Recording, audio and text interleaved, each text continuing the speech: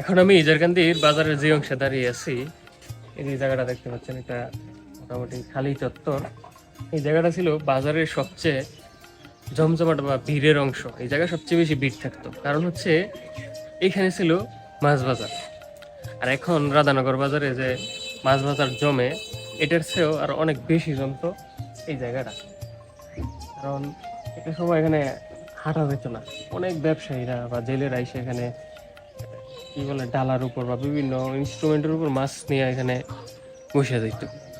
দেখুন আজকে এই জায়গা একবারে খালি, একটা মানুষও নেই। মাছ ক্রয় বিক্রেতা আরো দূরের কথা, এখন দু একজনে যাওয়া মাছ বেছে, এটা হচ্ছে মেন রোডে একজন দুজন প্রতিদিন বসে। কিন্তু এক সময় এটাই ছিল সবচেয়ে জমজমাট এবং কালা পাহাড়িয়ার সবচেয়ে বড় মাছ বাজার। এখানে হাঁটা যাইতো না, সত্যি কথা হাঁটা যাইতো না। অনেক বড় বড় ব্যবসায়ীরা জেলেরা সবাই মাছ নিয়ে এখানে আসতো, অনেক মাছ বিক্রি হইতো, ক্রয় হইতো।